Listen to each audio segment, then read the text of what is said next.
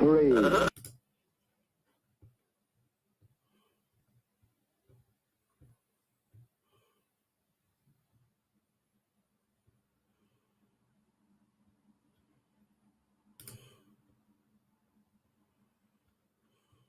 Three, 2, 1, 0. All engine running. Liftoff. We have a liftoff. It's Monday. It's Monday. It really is. 7 o'clock. And that can mean only one thing. It's time for Reading the Signs, where me, Comedy John Ryan, and my comedian pals from all over the world are going to be talking about comedy, well-being, why we do it, how we cope. And that's where we need your help. We need you to send us your top tips for well-being. Be part of the show.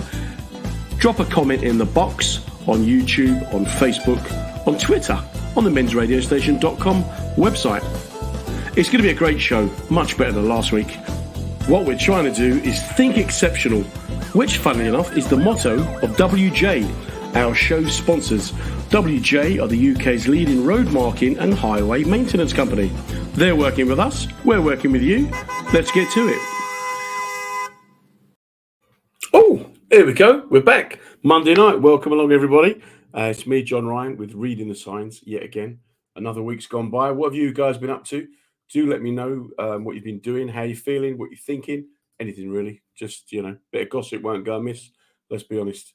I've just come back from Portugal and Spain, which was kind of bizarre because it's very warm over there, and it's people are wearing masks, still practicing social distancing. And then I come back to the dear old Blighty, back to the rain, and back to everyone pretending nothing's going on. But like I always say, I've had a lovely day today because it's been a bit cold and raining. So the truth for me today is that it was a good day. The truth for you may be different. You may not like the cold or the rain. So it's all about perspective, really, isn't it? Anyway, do let us know what you've been up to. Do pop us a little comment in one of the boxes. Let us know that you're there. Any questions, any comments, really. We're going to talk about tonight's guest. Tonight's guest is phenomenal. One of my favourites, Jojo Sutherland, who I've known for quite a few years. Jojo is one of the finest comics working, especially headlining anywhere in the country. Has an absolutely fantastic backstory and a wonderful outlook on life. Quick shout out to Dave Sleet. Thanks for coming along, Dave. Always good to see you. Hopefully, Dave, you'll have some of your usual valid contributions to make with some of your off-the-wall analogies about rivets and who knows what else, bits of wood. So do let us know that you're there and tell us what you think, how the show's going, that kind of stuff, really. Don't forget to give us a little like on social media because that's how it's all done nowadays, isn't it? Back in the old days, you just tell your mate down the pub. It was all right, that show. But now you've got to tell the world so that people in Malaysia, China and Australia can go, oh, I may even give this a listen. Anyway, so tonight's guest, get on with it, John. Jojo is an amazing performer, great headline, great compere, one of those all-rounders that we used to get in the good old days when people did comedy because they were funny rather than because they wanted to get a sitcom or a film. Not just a great comic, but also a really good advocate for other comedians. Always the first one to put their hand up whenever anyone's in trouble or anyone needs support. Comedy is a very solo pastime. A lot of people think we're all great mates and we're all very supportive of each other. But actually, it's one of the most cutthroat things I've ever been involved in. But people like Jojo make it all very, very worthwhile and much easier. So I guess, I've witted on enough about it. Let's introduce you to, please, a big fanfare. It's Jojo Sutherland. Oh, what a lovely introduction. Thank you so much, my friend. That was lovely. I forgot to mention that you're a girly. Sorry, I was using pronouns. Although my husband, sadly, we're separated now, but it's still my friend, said I was more of a man than he'll ever be. So, well, there you go. But you see, pronouns not that difficult, is it? I didn't mention she once, and yet I think people got the measure of you. What have you been up to today?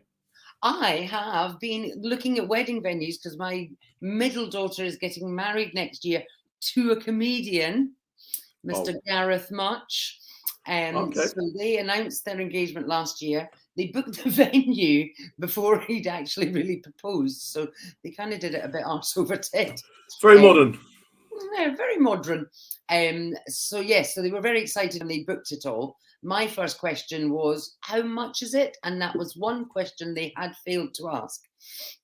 So Why you got to put down on it? What's money got to do with it? there was money going to do. But yes, so we were afforded the pleasure of going and having a look at it today, and it is absolutely to die for. So it was lovely. So I've had a day out with my soon-to-be son-in-law, daughter, his mum, my ex-husband, and moi.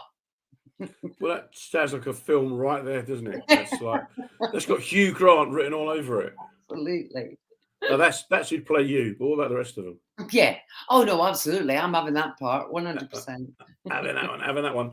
So what's the weather like up in Scotland? Tell us about that first of all, because You know where do you live what? now? Where are you I'm living? still in South Queensferry. I moved to Barnton for a bit, which is just the suburbs of Edinburgh. But I didn't like it. It wasn't local enough. It wasn't village community enough for me. I like it when I pop to Scotland and it takes me half an hour because I pop into my neighbours or bump into somebody and have a little chat about the weather or whatever. But yes, Scotland's doing its inimitable best at being absolutely beautiful. Blue sunshines, absolutely freezing cold with a splash of rain just when you think you can leave your coat at home. So yeah. Just the way I like it. Yeah. So yeah, keeps us on our toes. Unpredictable Scotland. Bit like me. So where are you in the family? Have you got brothers and sisters?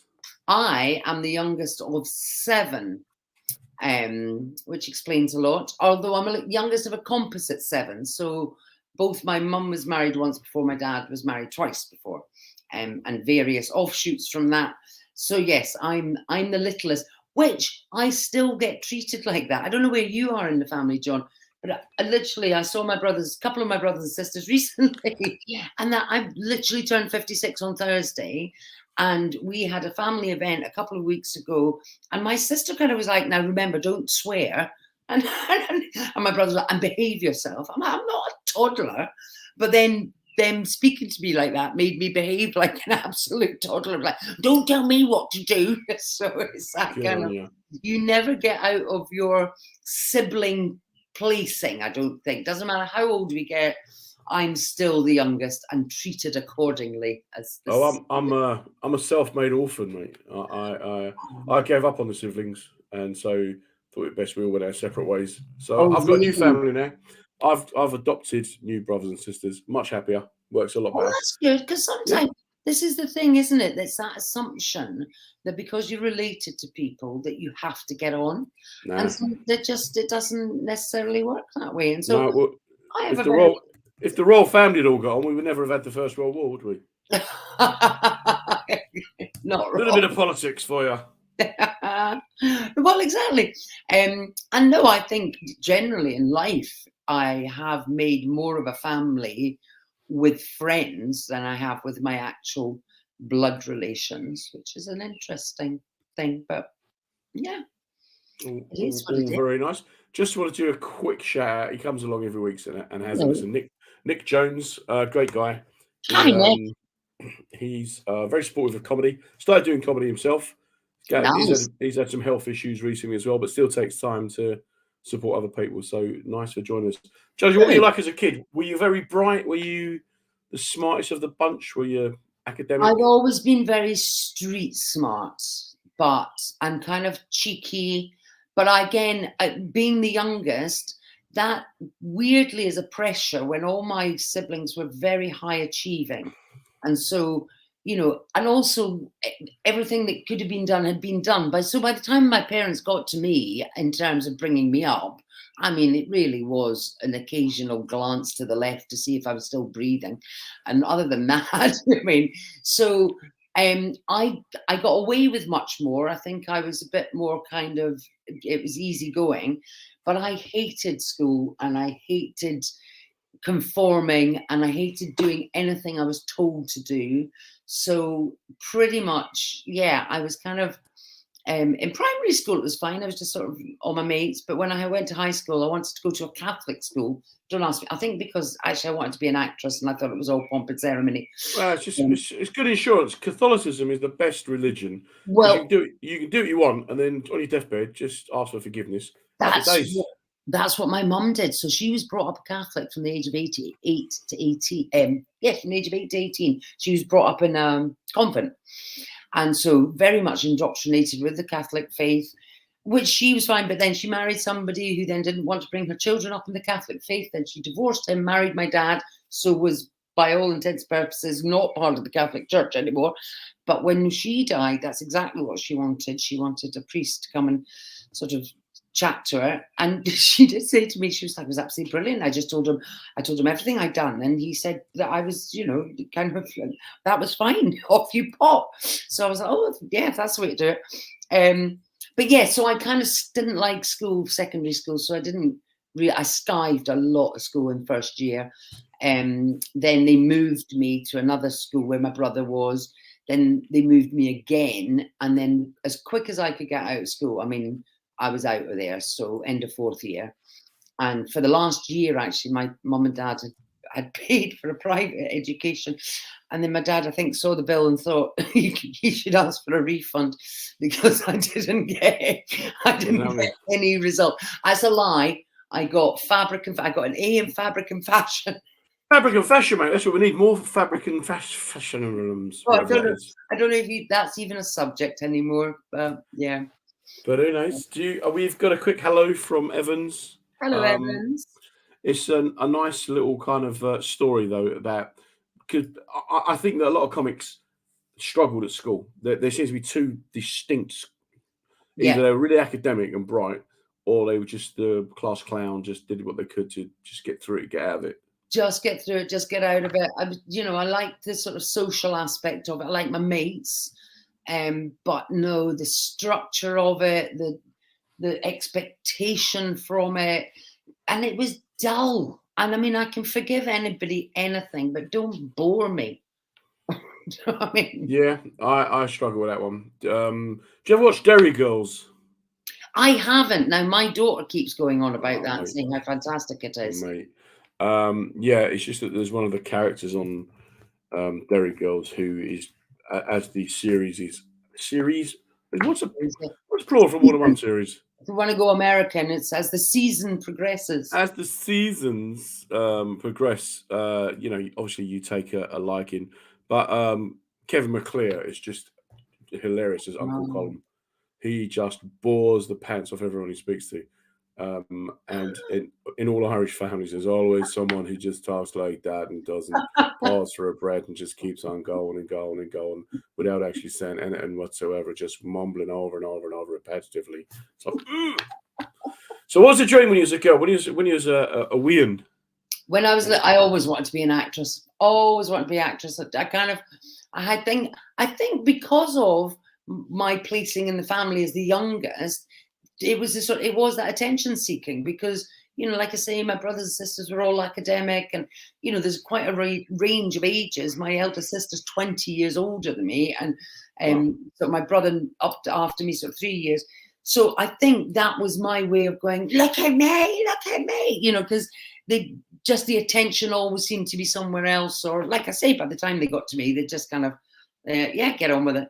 So I think that's where my show-offiness comes from, or my need for people to look at me and go, I'm here.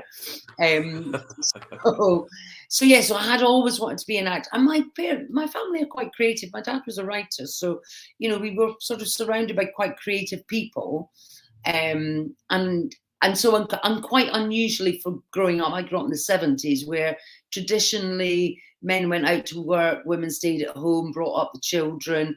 There was a separation between men and women. Men went to the pub, women went to the bingo.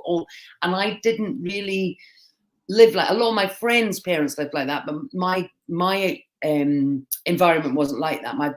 My parents were pretty, they were eccentric, they were bohemian, they were, shit parents, but absolutely brilliant people.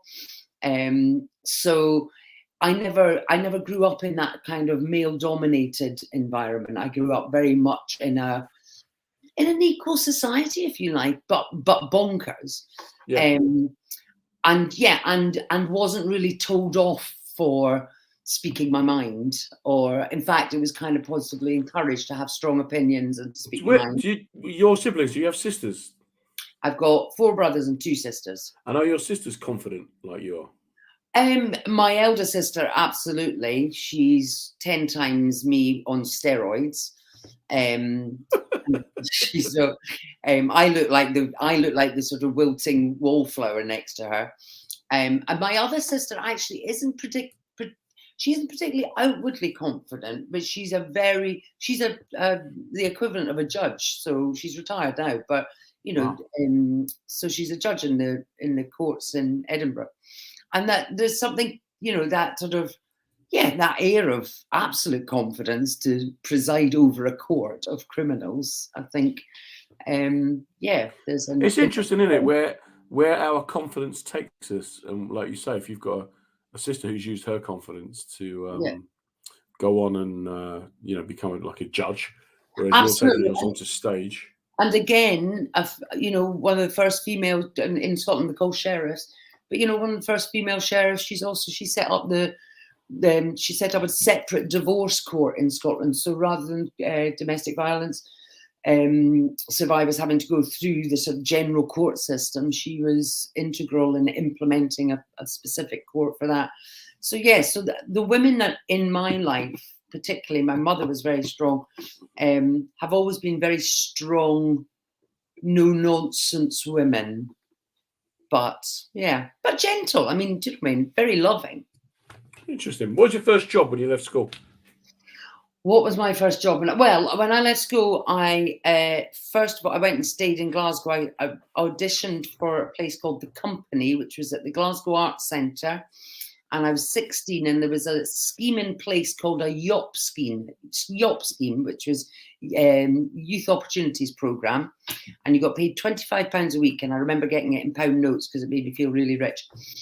And it was a drama course, which was amazing. And I look back on that now and I just think there's just not really anything like that.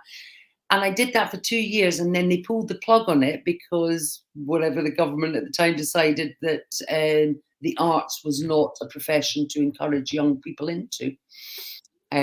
So they chucked that out the water. And then I tried to continue it, sort of getting acting roles and things. It was bloody hard, and I was still very young. I was only 18.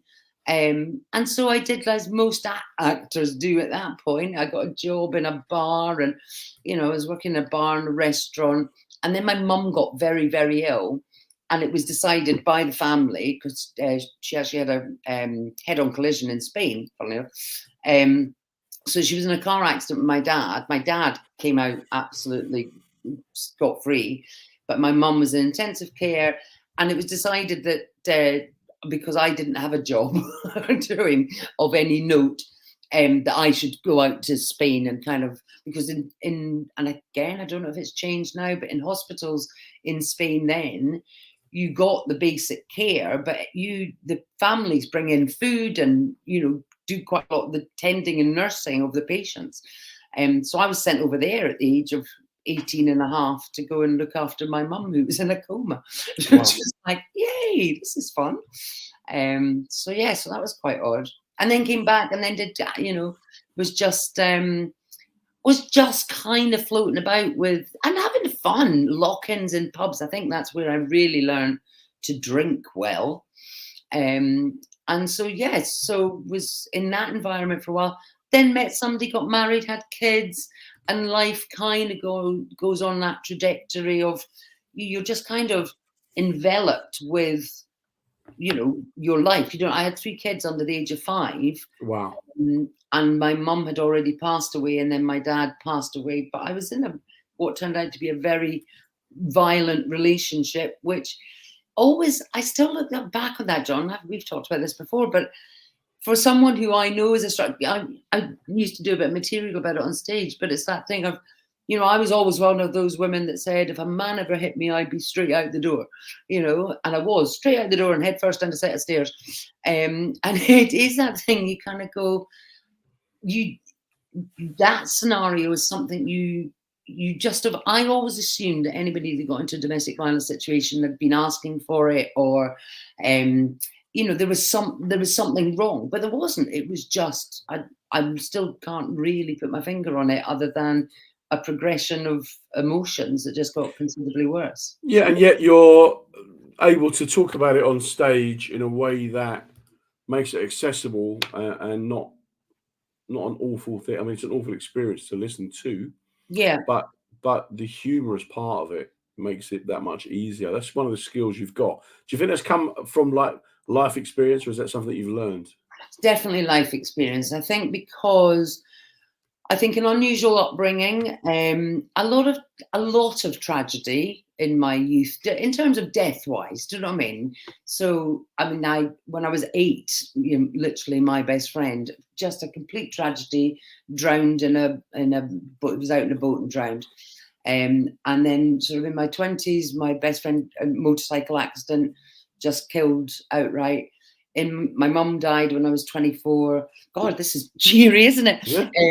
I do a whole show about it. My best friend then in my 30s hung herself. So, and I did used to do a joke about that, going, yes, no, I know what you're thinking. I really should choose better friends.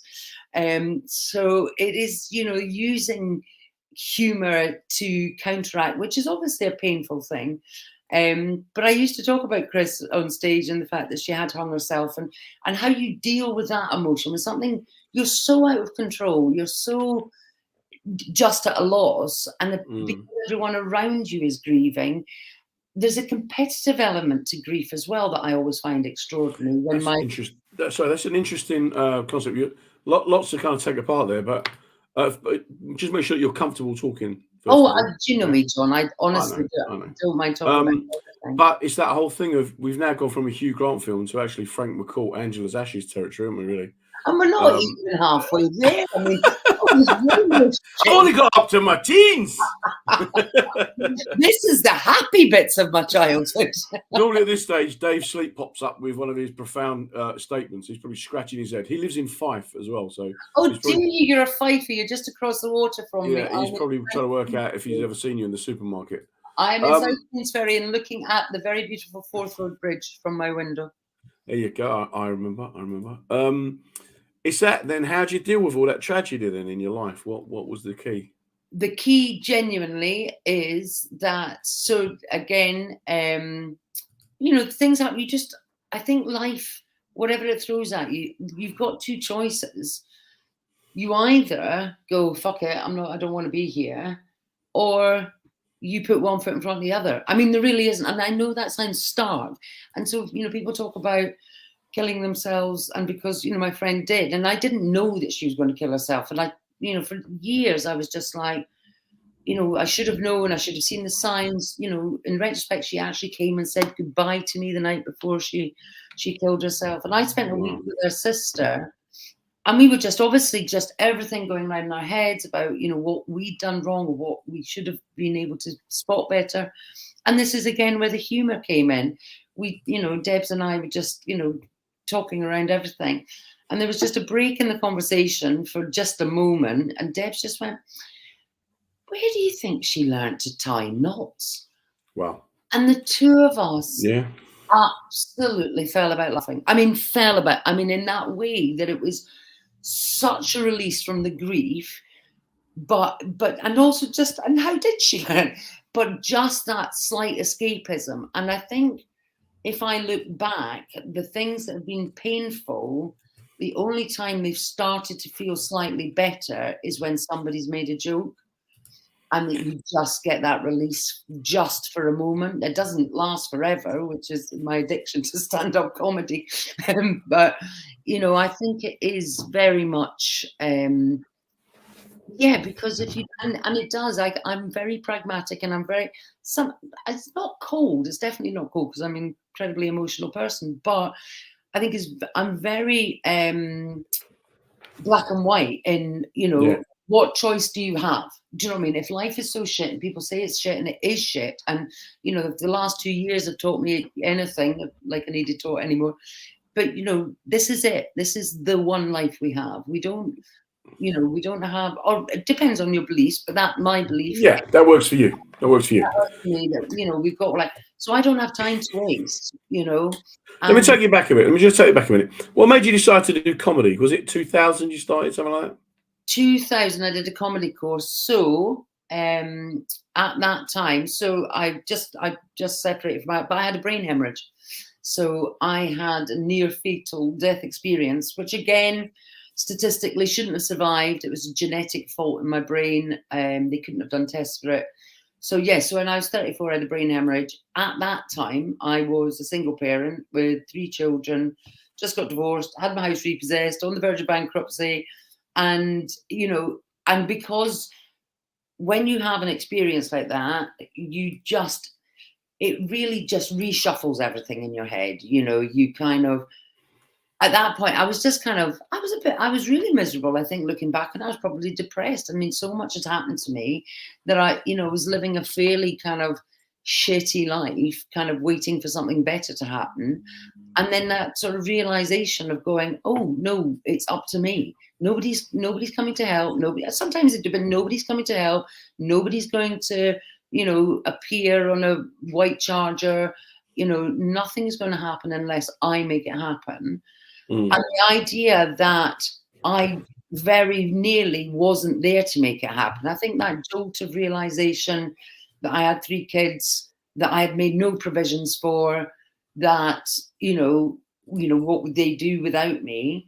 And because I survived that, and I did, it was purely chance. And so you never know. I do love things like that, maybe the universe. But I saw an advert for a stand-up comedy course. Never wanted to be a stand-up, never been in a comedy club, never crossed my mind, didn't even really know what it was, but knew that it was a revered art form within the acting community. And I was like, I'm going to go get back into acting. I'm going to, you know, really kind of go out there and sell myself.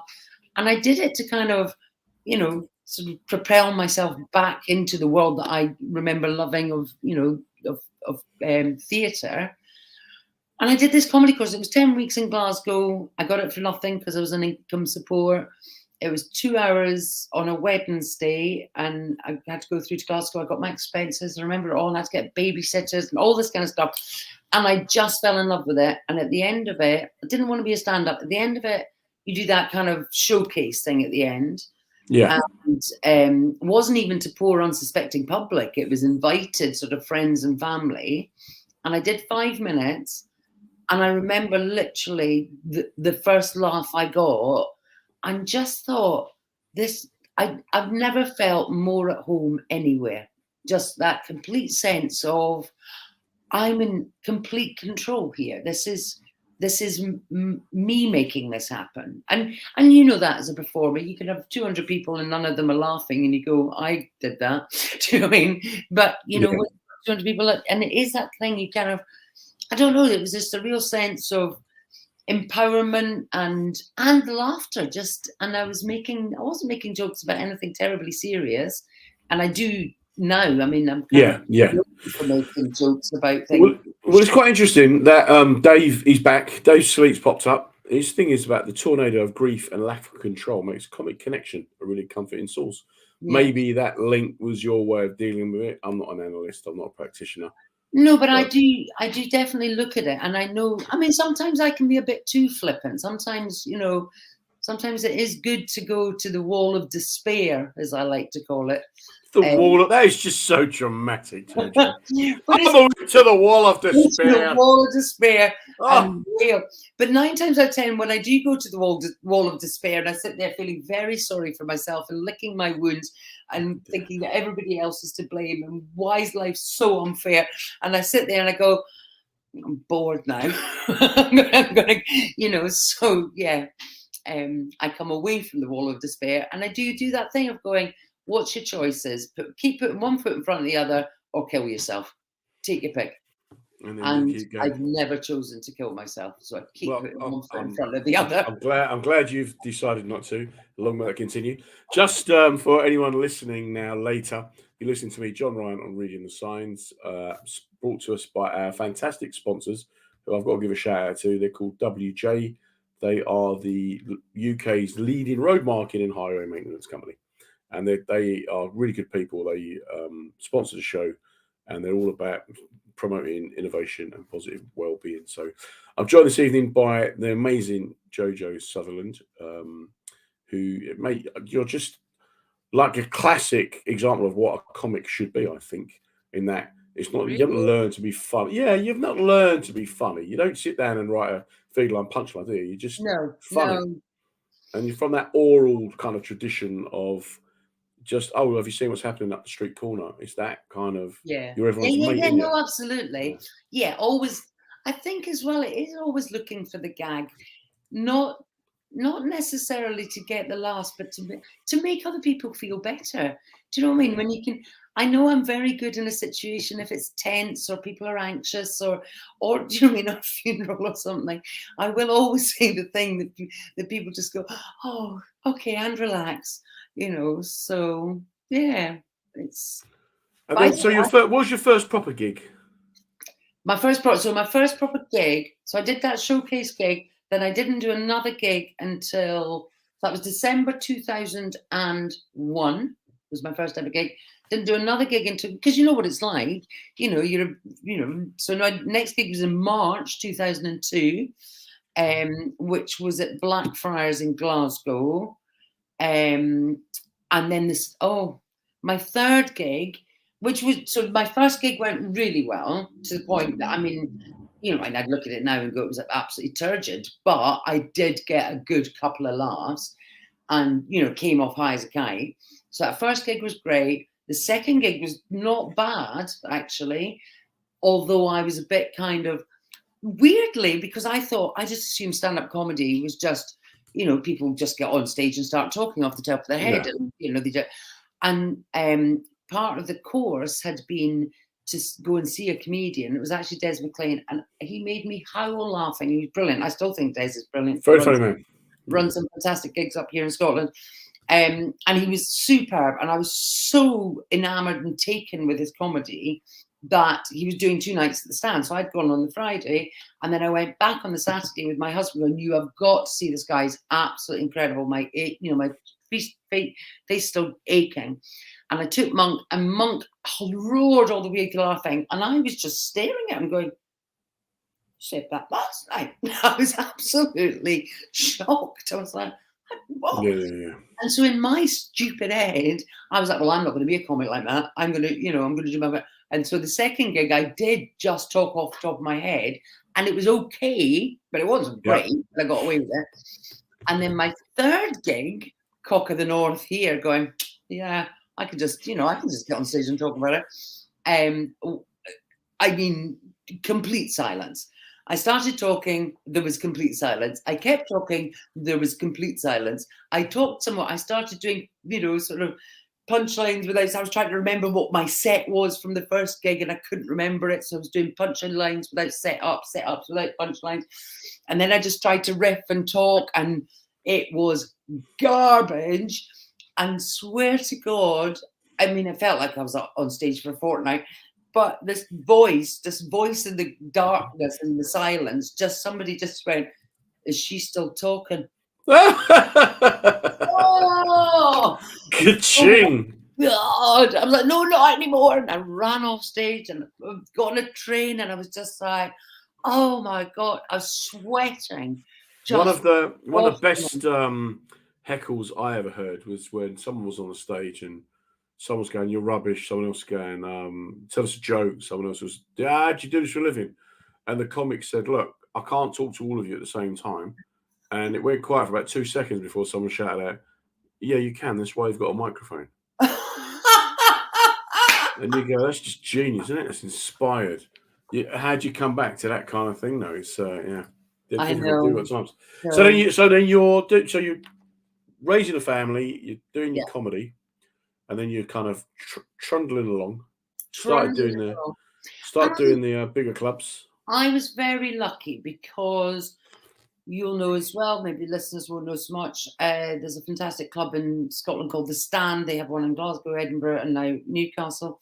But they were always, I mean, just from the get-go, very supportive, particularly of women in comedy. And their booking policy was to always have at least one woman on a bill, you know, long before it was popular.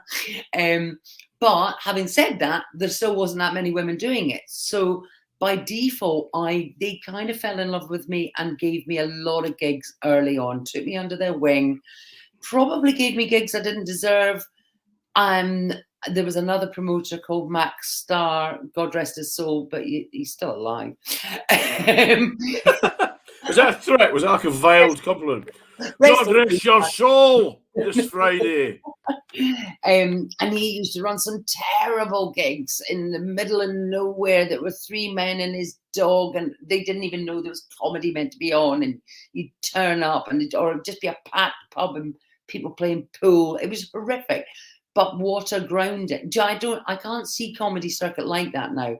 Those really kind of, basically blindfold, chucked off a train into a room, get on with it kind of gigs, which are horrific, and I don't recommend them for anybody. But having said that, I think it's made me the comic I am, because you literally can blindfold me and throw me off a train anywhere into a room and go, all right, okay, here's comedy, go, right, who wants what? So yeah, it was a great, and it was like boot camp. So so I was quite lucky in that sort of first 18 months. I was able to gig a lot in Scotland, but then I had a baby in that time, and I mean, I was like kind of all over the place. And then I started doing sort of traditional traveling to gigs, going to Leeds to do a 5-minute open spot for a promoter that never booked me again, and for no money. And although weirdly, I am gigging for him this weekend, but he didn't book me for bloody years. Tell him. Let him know. But people don't realise the exploitive nature. I think when we started out, it wasn't as bad as it is now. Right? Oh, it's awful now. Yeah, I don't know why anybody would start doing it now. Although I keep encouraging people to do it, because I think stand-up comedy should be on the NHS. I think everybody should have one shot at just, talking about themselves on stage. So yeah, I think that there's a lot to be said for that, but I'm not quite sure that you'd get take a joke every 4 hours or twice a day. I did. I was at this wedding last weekend of very old friends of ours and their kids, and that makes me feel old. Their kids. So was this as a guest or as a guest? Yeah. Wow, you took time off work to be a guest at a wedding. I know. Honestly, I was, and I did spend the whole time going, how much money have I lost in doing? But they also did have a comedian. I did a little bit for them and sort of introduced another comic, but also took the piss out of them for it. But I can't remember the point. God, I'm going mad. I can't remember the point of that. About you was at a wedding, you weren't working. Now you watch another comic actually working at the same wedding. Yeah, that was bloody weird. Oh yes, no, but one of the guests because all the people that they had known me for years, so they don't talk about comedy, and frankly, they don't give two shits. But there was a young lad there. Said, "Oh, you're a comedian," and I was like, and he said, "I really want to do stand-up comedy." I was like, all right, okay. And he said, how do you start? And I said, well, the best way is either, do a comedy course or just start going to open mics, get yourself familiar with it, blah, blah, blah. And then he just said to me, he was like, I just really want to do it. He said, I mean, I keep trying to make people laugh. I'm always telling jokes to my mates, but nobody ever laughs. And I was like, maybe it's not for you then. But it was just the idea. I want to be a stand-up comedian and make people laugh. And I go, it's actually not that easy. Didn't you think to say to him, you need to get down to England for that? You need to get down to the southeast. They like that. You'll get snapped up and have your own TV show within 3 weeks. Before you know it, you'll be all over the television. Absolutely. But yeah, so it was.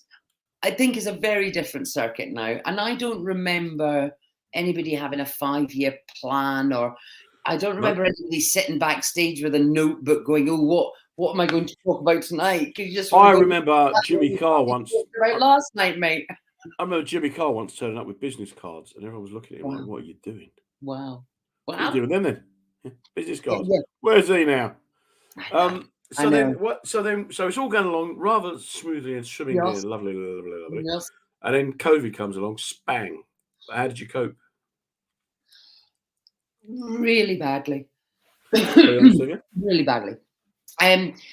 Because you'll know this. I don't see comedy as a job. It's not I don't go to work. I don't ever feel I'm at work. So it's a way of life. It's my, whether I'm traveling to a gig or, meeting up with comics in the green room or whatever it is. The whole part of it's a lifestyle rather than a place of work. So just going from, and you know, like you've been on the cruises and stuff. I'd just come back from Australia. I'd done Carnival cruises, flying back. I was maybe going to Altitude Comedy Festival. My diary was absolutely jam-packed every single weekend. I'd just done my first solo show for 5 years at Edinburgh Festival, which had won Best Comedy Festival Show. 5-star reviews. I was going to do that at the Comedy Festival in March. I was going to film it.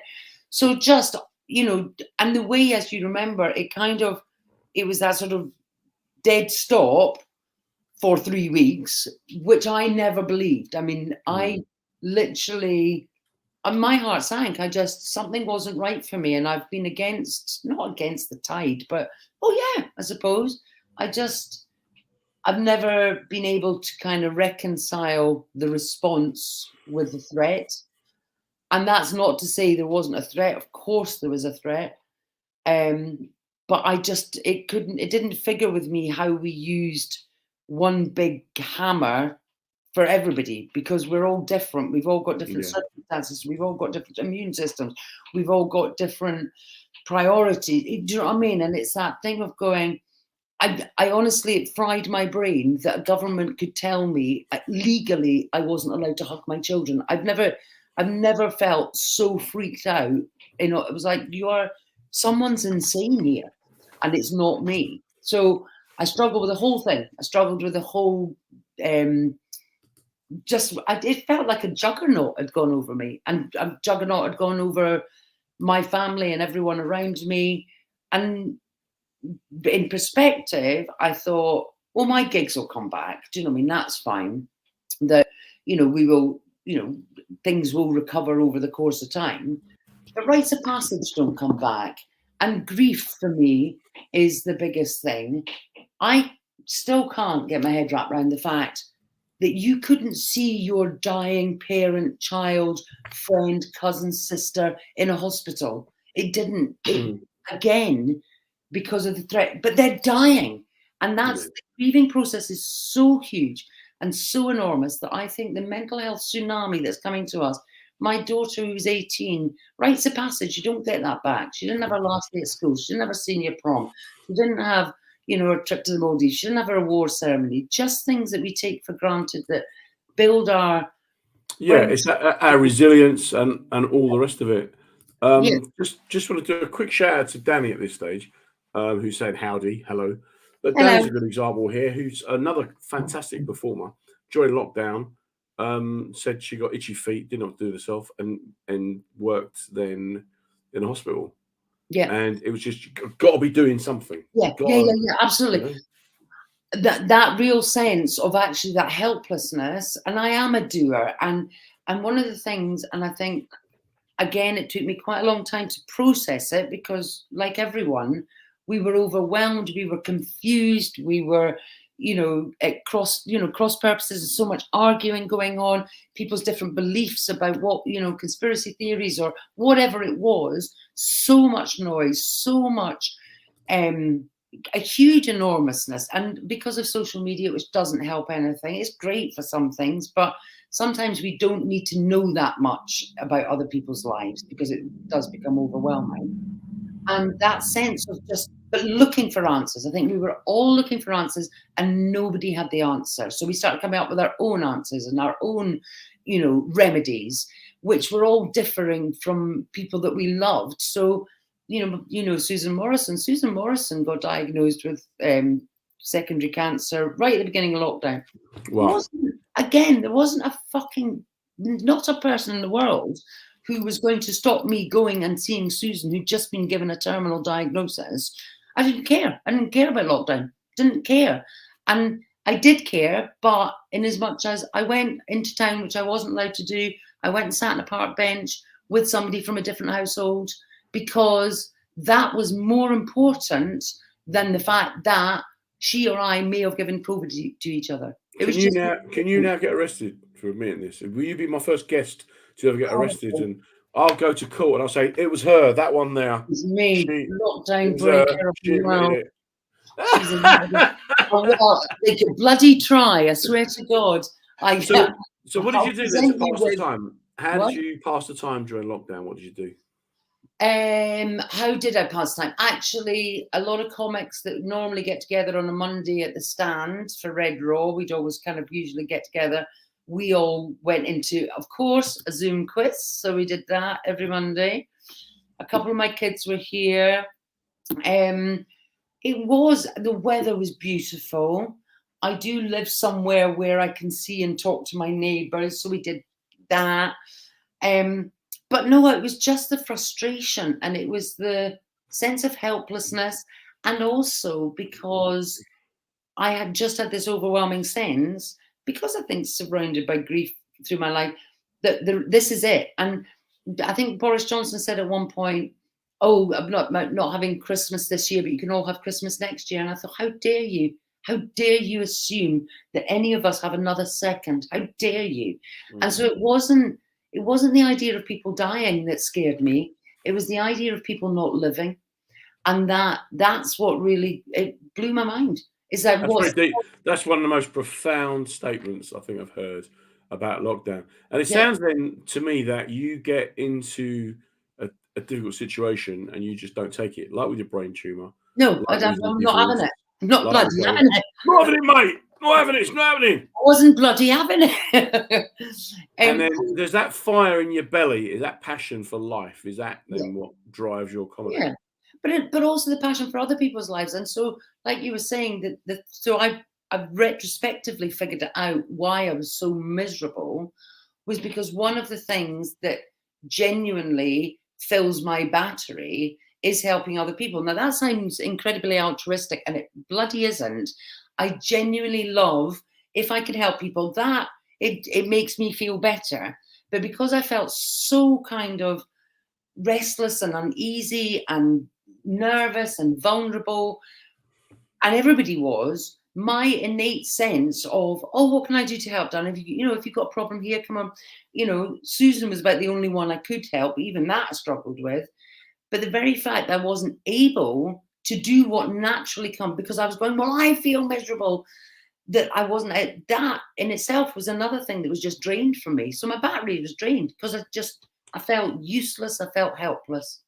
Okay. And I felt I was wasting my time. I was wasting, what's the point if we can't live our lives?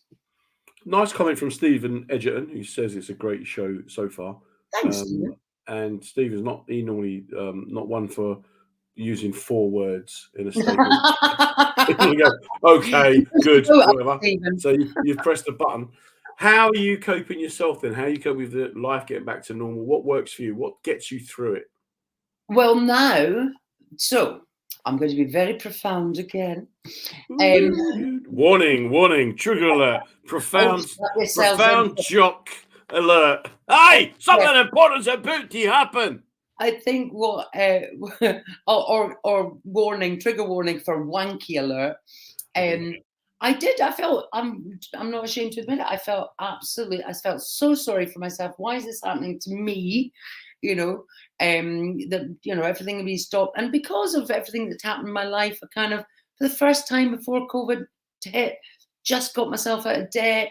Things were going great. We haven't got time for the story of my son going to prison, but he was back into the world and back into the fold, and everything for the first time in I don't know how many years, things were looking pretty damn good. And then this happened. I was like, and I was like, I don't have anything else to learn emotionally. Do you know what I mean? I don't it's like, if this is a life lesson, I don't need to learn it. But turns out I did, because what has happened, and I think it's happened to a lot of people, and I think it's good. It does sound wanky, but you do find out who your friends are, and you do find out, when you don't have much time and you've got to pick and choose who you see. Do you know what I mean? And because there were various arguments or disagreements, I've now got myself into a situation. It's not, I haven't fallen out with anybody, but let's just say there's life is short, life is precious, and we don't have much time left, and so I'm very choosy about who I waste my time with. So that is I was trying to explain to someone on Saturday about how I'm not antisocial. I'm No. selective social. Selective social. Yeah. But I think that's good for all of us, because I think we do try to spend too much time pleasing other people. And that is one of my, not faults, I wouldn't want to call it a fault, but I do spend a lot of time taking other people into consideration, which is a good thing. But you know what? I've really found the sense of my own little family, my kids, some really good friends, and also just shutting the noise out, the noise of what other people are doing, the noise of kind of other people's successes or failures. I mean, both are equally kind of a head thing. And I just kind of go, yeah. And I thought I was a really sociable person, and I am. I mean, if you look at my Facebook feed, I mean, I'm pissed as a handcart every day of the week.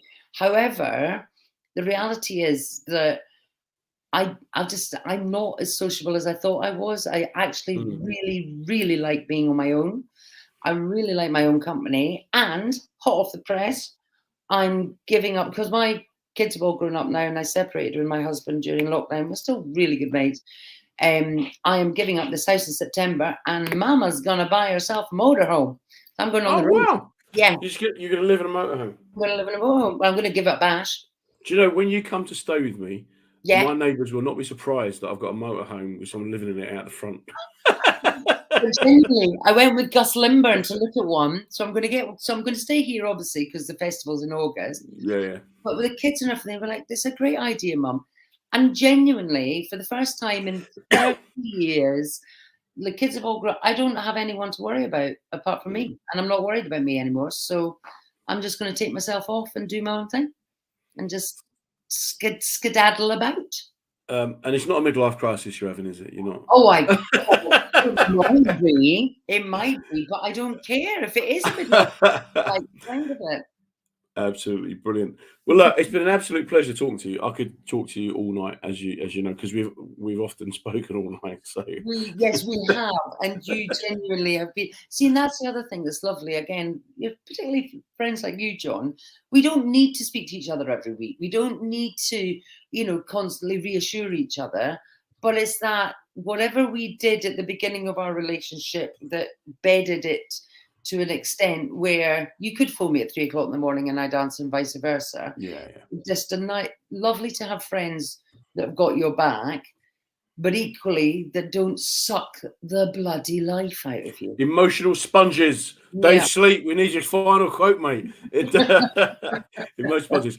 But look, take care, and hopefully we'll speak to you soon. Yeah. Yes, absolutely. Yeah, I'll see you. I'll be parking outside your house, definitely. Listen, coming in and doing my washing. Please bring a paintbrush. Take care. Speak soon. Speak to you later. Cheers, bye. Well, that was the fantastic Jojo Sutherland, who you could just, honestly, time just flies in her company. She's one of those people. I was always told that the mark of good company is that their leaving makes you sad, and when you know you're going to talk to them, it makes you feel better. Great bit of advice there from Jojo, though. Be choosy about who you spend your time with.